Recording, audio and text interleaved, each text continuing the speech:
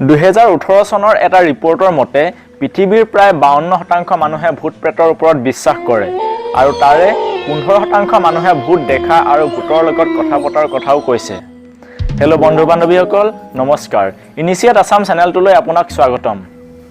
বন্ধু বান্ধৱীসকল, আমি সৰু থাকোঁতে সকলোৱে ভূত প্ৰেতৰ কাহিনী শুনিছোঁ আৰু যদি আপুনি ভূত প্ৰেতৰ ওপৰত বিশ্বাস কৰে তেতিয়াহ'লে আপুনি অকলে নহয়। পৃথিৱীৰ সকলো ধৰণৰ ধৰ্মতে মানুহৰ মৃত্যুৰ পাছৰ পৃথিৱীখনৰ বিষয়ে বহু কথা আপুনি শুনিবলৈ পাব। আমি পঢ়া বহুতো কিতাপ আৰু চিনেমাটো বাৰে বাৰে দেখুৱায়। আমাৰ ঘৰৰ বয়োজ্যেষ্ঠসকলেতো ভূত প্ৰেতৰ ওপৰত বিশ্বাস কৰেই চাগে। আৰু যদি আমি ক্ৰিটিকেল থিংকিং আৰু জ্ঞানৰ ব্যৱহাৰ নকৰোঁ তেতিয়াহ'লে নিউ জেনেৰেশ্যনেও ভূত প্ৰেতৰ ওপৰত বিশ্বাস কৰিবলৈ লয় আৰু তাৰ পৰা ভয় কৰিবলৈ আৰম্ভ কৰে।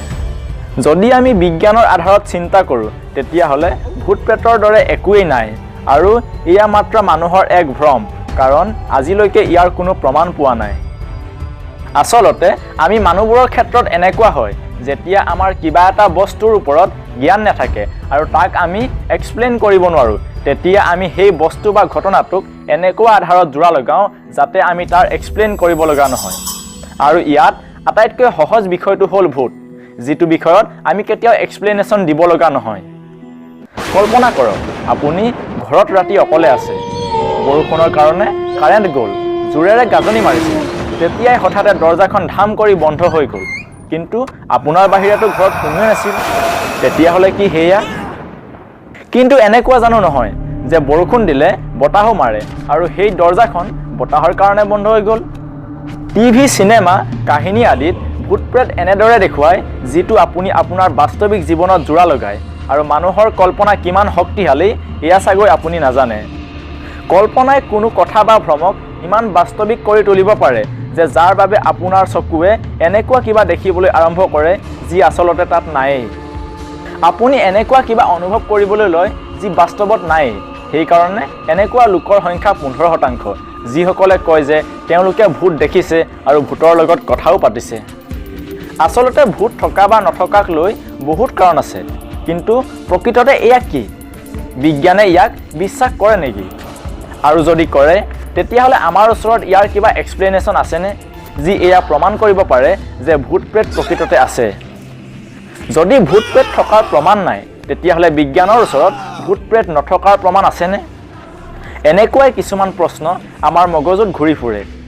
তেতিয়াহ'লে আহক আজি আমি আপোনাক এই সকলোবোৰ প্ৰশ্নৰ পৰা মুক্ত কৰি দিওঁ আৰু আজিৰ পৰা আপোনাৰ ওচৰত সেই সকলোবোৰৰ এক্সপ্লেনেশ্যন আৰু প্ৰমাণ থাকিব, যাৰ পাছত আপুনি এই বিষয়ত হৈ থকা তৰ্কত সহজতে সকলোতে জিকিব পাৰিব।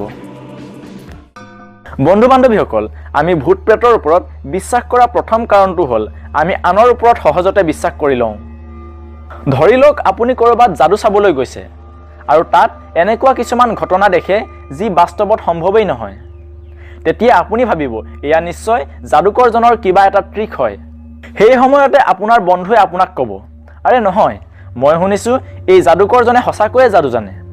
এইজন বহুত ডাঙৰ যাদুকৰ হয় আৰু তেওঁৰ যাদু আজিলৈকে বিজ্ঞানেও এক্সপ্লেইন কৰিব পৰা নাই। হৈ যাব, আপোনাৰ বন্ধুজনৰ কথা আৰু চাৰিওফালে বাজি থকা হাত চাপৰিয়ে আপোনাক বিশ্বাস কৰিবলৈ বাধ্য কৰাব, য'ত আপুনি একো কাৰণ দেখুৱাব নোৱাৰে তাক বিশ্বাস কৰাৰ।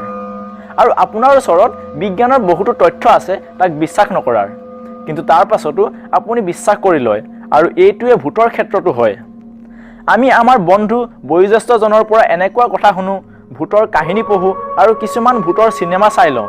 হৈ যাব, এতিয়া আমাৰ মগজু সেইবোৰ কথাৰ গোলাম হৈ গ'ল আৰু তাৰ পিছত একো নভবা নিচিন্তাকৈয়ে তাত বিশ্বাস কৰিবলৈ লওঁ। আপুনি ইনফ্ৰাৰেড ছাউণ্ডৰ বিষয়ে জানেনে? আপুনি নিশ্চয় জানে যে আমি মানুহে এক নিশ্চিত ফ্ৰিকুৱেঞ্চিৰ শব্দহে শুনি পাওঁ।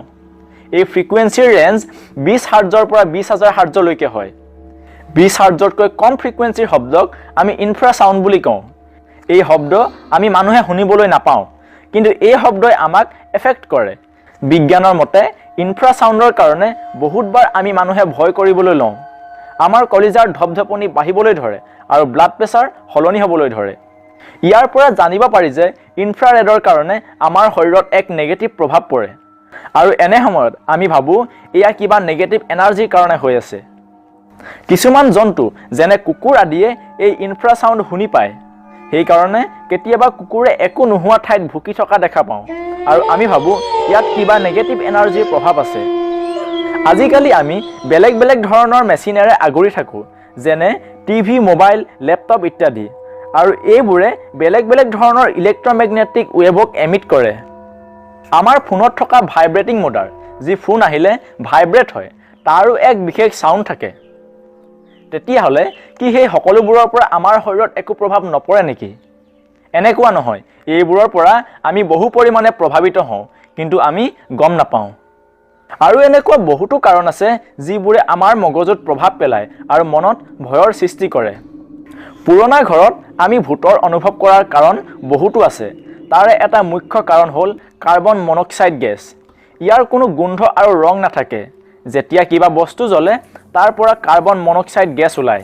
আমাৰ ঘৰৰ AC, গেছ, জেনেৰেটৰ, ৱাশ্বিং মেচিন আৰু মটৰ গাড়ী আদি সকলোৰে পৰাই কাৰ্বন মনক্সাইড গেছ ওলায়।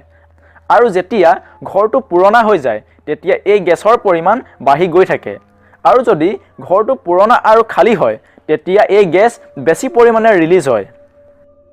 বহুতো ৰিপৰ্টত এয়া প্ৰমাণিত হৈছে যে কাৰ্বন মনক্সাইডৰ কাৰণে আমাৰ মগজুত বহুত বেয়া প্ৰভাৱ পৰে। আমি অদ্ভুত শব্দ শুনিবলৈ পাওঁ, যেনে ধৰক কিবা বস্তু চুচৰাই নিয়া বা আপোনাৰ আশে-পাশে কোনোবাই চিঞৰি থকা। আমাৰ মগজুৱে চকুৰ আগত কিছুমান অদ্ভুত দৃশ্য প্ৰস্তুত কৰিবলৈ লয় আৰু আমি দুৰ্বল অনুভৱ কৰিবলৈ আৰম্ভ কৰোঁ। চমুকৈ ক'বলৈ গ'লে কাৰ্বন মনক্সাইডে আমাক হেলচিনেট কৰিবলৈ আৰম্ভ কৰে। সেইবাবে আমি বহুবাৰ সুস্থ হৈ থাকিলেও হঠাতে পৰি যাওঁ। আমাৰ এনেকুৱা লাগে যেন কিবা নেগেটিভ এনাৰ্জি আমাক ঠেলি দিছে। যদি কোনোবা মানুহৰ মৃত্যু হয় আৰু সেই মৃত শৰীৰটো কিছু সময়ৰ কাৰণে পৰি থাকে, তেতিয়া সেই ঠাইত কাৰ্বন মনক্সাইড গেছৰ লেভেল আৰু বাঢ়ি যায়, আৰু তেতিয়া আমি তাত ভূত থকাৰ বেছিকৈ অনুভৱ কৰোঁ। বন্ধু বান্ধৱীসকল, ভূতৰ ওপৰত আমি বিশ্বাস কৰাৰ অন্তিমটো কাৰণ হ'ল আমি মানুহবোৰে ভূতৰ ওপৰত বিশ্বাস কৰিব বিচাৰোঁ। এয়া আমি বৈজ্ঞানিক কাৰণ বিচৰাতকৈ সহজ পাওঁ, আৰু কেতিয়াবা নহয় কেতিয়াবা আমি ভয়ৰ অনুভৱক আনন্দ কৰোঁ। সেইবাবে মানুহে ভূত প্ৰেতৰ চিনেমা চাই বহুত বেছি ভাল পায় আৰু আনন্দ লাভ কৰে। মানুহে সেইবোৰ কাম কৰি বেছি ভাল পায় য'ত মানুহৰ ভয় লাগে। যদি আমি কিবা কথাত বিশ্বাস কৰিব বিচাৰোঁ তেতিয়া বস্তুটোৰ সৰুতকৈ সৰু প্ৰমাণতো আমি বিশ্বাস কৰিবলৈ আৰম্ভ কৰোঁ। সেয়া লাগে অশুদ্ধই হওক।